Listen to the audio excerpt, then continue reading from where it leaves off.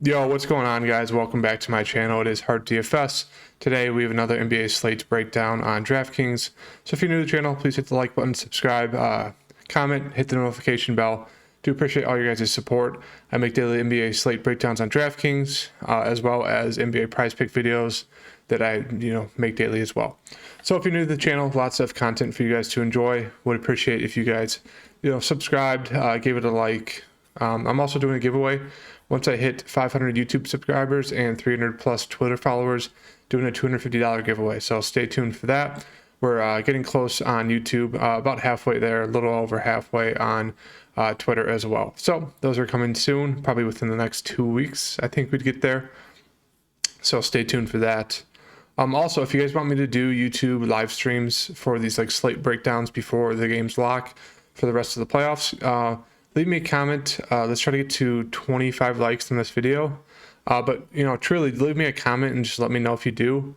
I know most YouTubers don't do that. I know a lot of people do like that when someone hops on YouTube live stream, kind of goes over the slate right before lock.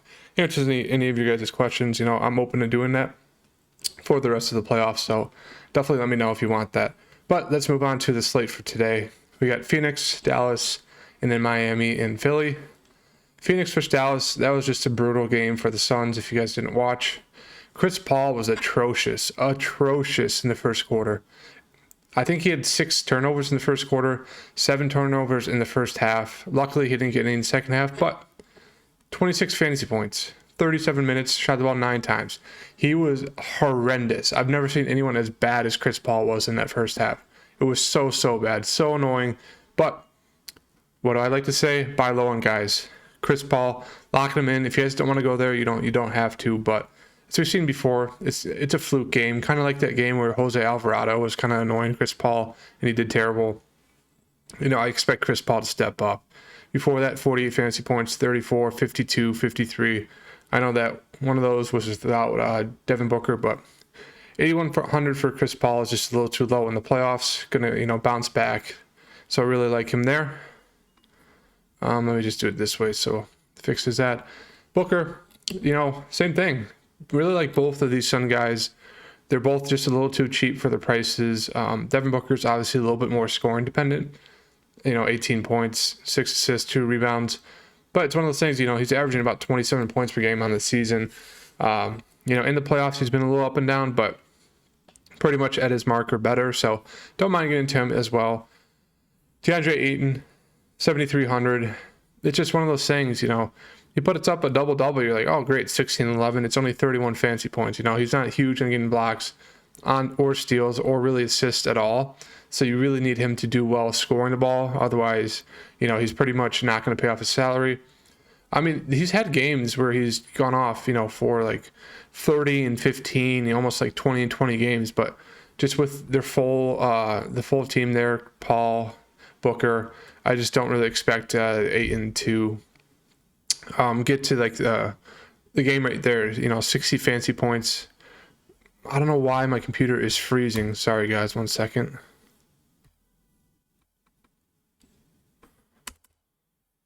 Okay, we're back to normal.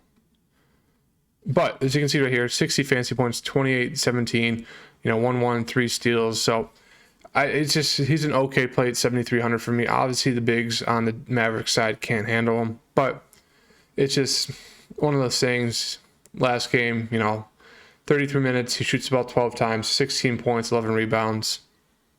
Maybe he gets a block or a steal or assist, and he gets closer to 40, but 7,300 for me is just like a secondary play for Ayton.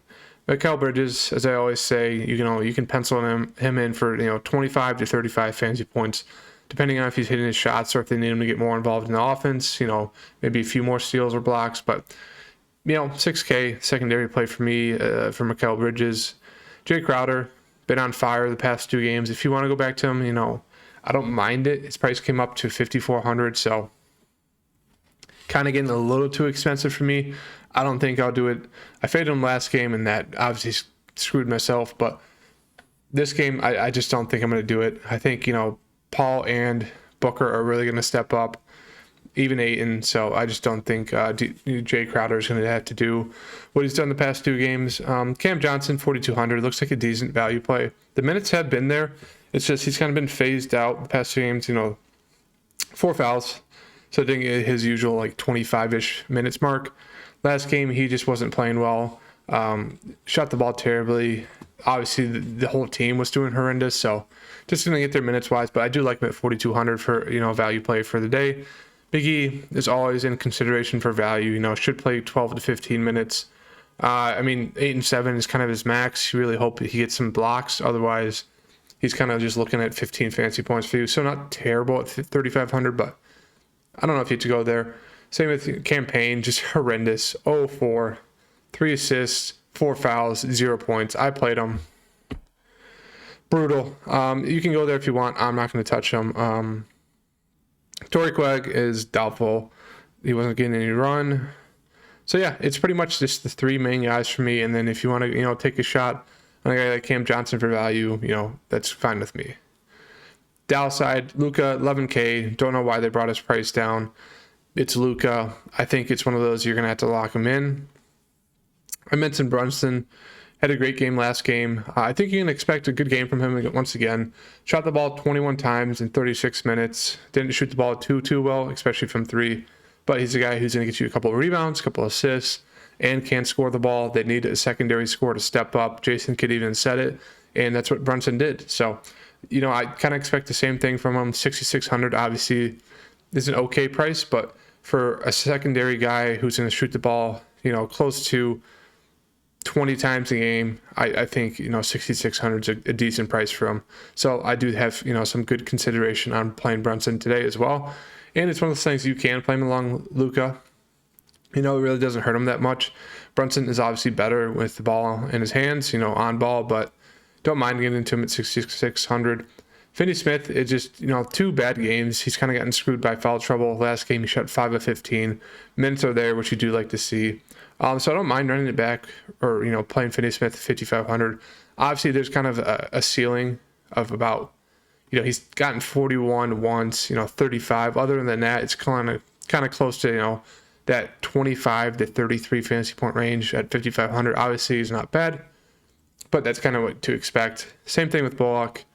A little bit better than DFS last game, but kind of in that same range of, 25 to 33 fantasy points at 5,200. So I'm kind of impartial on both of them. Don't really mind playing them or getting into them. Dinwiddie is the guy I'd say, if you want to take a shot on someone, it'd be Dinwiddie. Obviously, he's shot it only 10 times in 7. Hasn't shot well. 4 rebounds and 4 assists is what you do like to see. It's just the points aren't really there for him. So if there's someone I would take a dart throw on in this game, it would be Dinwiddie, just in case he does come off the bench and plays well. He's done it before in the regular season, so it's not like it'd be something random. It's just he hasn't done it in a while.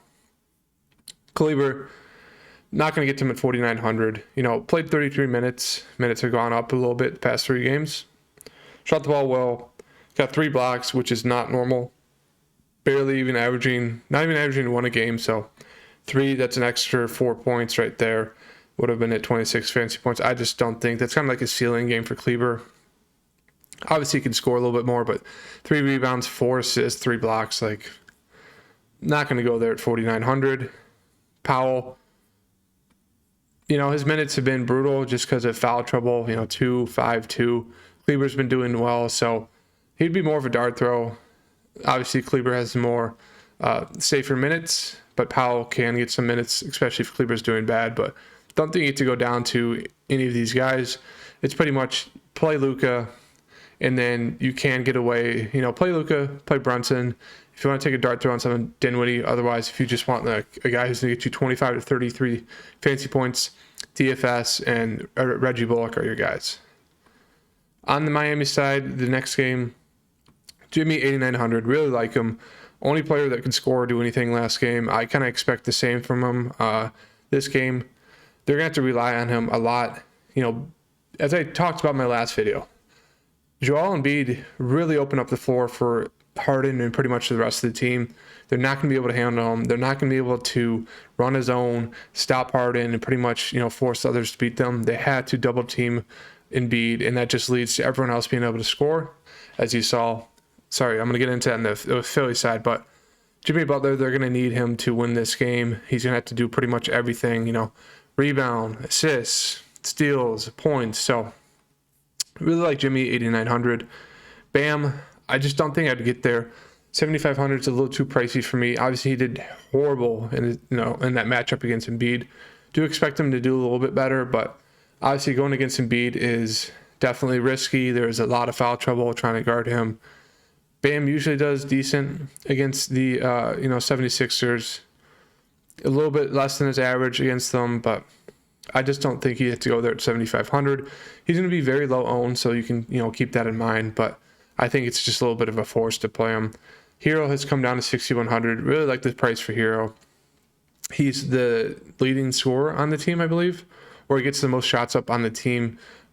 27 minutes, 5 of 15. Really didn't do much peripheral stat-wise or really score, so do like a bounce-back spot for Hero at 6,100.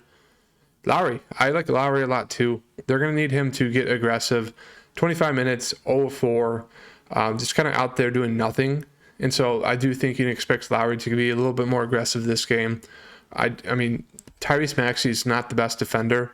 I do expect Kyle Lowry to kind of take advantage of that, get to the line, pass it out. So I do like Kyle Lowry a good amount at 5,600. I'd say he's my second favorite play behind Jimmy Butler.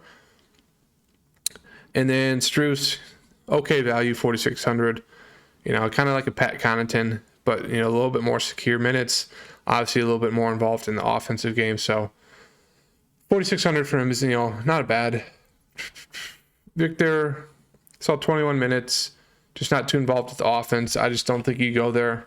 You need someone to be in foul trouble or get injured for Victor to kind of step up. Otherwise, I don't want to play him. PJ Tucker looks like decent value. Going to play a ton of minutes. They're going to need him out there to play defense. It's just if he hits his threes or not. So last game, he only shot the ball 2 times. Didn't hit a 3. Really didn't get you there. But at 4,100, it's not going to hurt you if he does bad. I do like the dart throw on him. Deadman threw a dart throw on him. He went 1 of 4. Could have played off a little bit better, but I don't think he has it to go there. Same with Martin or Vincent. So yeah, favorites on this side, obviously Jimmy Butler at the top. Really, really like Kyle Lowry to step up in the spot, and then Tyler Hero. Don't think I'd get to anyone else unless you want some value for Strus. On the Philly side, we have Embiid, 9-8. I really like him today in a bounce back opportunity versus the Heat. I just think 9-8 for Embiid is just way too cheap. Played 36 minutes last game, only shot the ball 12 times. Normally he's shooting it close to 20 times. Even when he's not shooting that much, he's getting to the free throw line a ton. Getting you a ton of boards. Usually good at getting some blocks, a steal or 2. So I mean, it's MVP Embiid. As you can see, he has monster upside, monster games. Not scared of the Miami defense at all. Bam's a good defender, but as we saw last game, he really struggled against Embiid. Do expect Embiid to have a way better game this game. Now that he's kind of back in the flow of things, got 1 game under his belt. So really, really, really like Embiid today at 9-8. I like Harden a good amount too, 8,500. Played almost 40 minutes. Obviously, he's not going to shoot the ball a ton, but he's going to score, get get to the free throw line, and it's, the assists, rebounds, and blocks are going to come for Harden. As we saw in the regular season with, he was averaging like 19 points, like 13 assists, and like 8 rebounds in the last month of the season. So he does have some upside at 8,500. Obviously, I'd rather get to Jimmy for, more usage, more upside, but Harden, okay play. Tobias Harris, 39 minutes, he shot it 13 times, which you do like to see with Embiid back. Didn't shoot it well at all, but, got you 10 rebounds, 8 assists, 2 steals. He's a secondary play for me, but I don't mind if you want to take that dart throw on him at 7K. Maxey, played well the past 2 games. With everyone, playing him back, I think my favorite play would be Embiid, obviously. And then I'd say Tobias, just because he has a little bit safer of a floor when it comes to rebounds and assists. Maxey's kind of a little bit scoring dependent at times. So I think that's how I'd lean with the guys at the top for me. Danny Green talked about him last game, how there's opportunity for him to shoot the three really well, and he went out and did that. So it was really nice to see. I don't think you can expect the same thing from him. Maybe he goes for 23 fancy points, maybe like 4 of 12, 3 of 9 from 3, but 4,400, okay price tag for him. He's pretty bad, so I wouldn't really expect him to go out there and do two great games in a row, but we'll see. Yeah, that really does it for me. It's pretty much just Embiid as my favorite play, and then secondary plays would be Harris, then Harden, then Maxey. So that is my slate breakdown. This is kind of how I'm looking to go. Chris Paul, Joel Embiid, Lowry, and Luka. Leaves you with, about 3,900 left over for 4 more spots. So a little bit tough, especially when there's not a ton of value.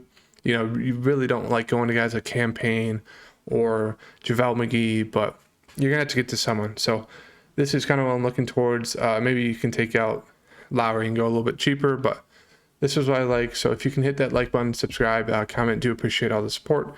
I'll be putting out my cores picks later today for the games, and then I will have an NBA prize pick video out in a little bit as well. So thank you guys. Hit the like button, subscribe.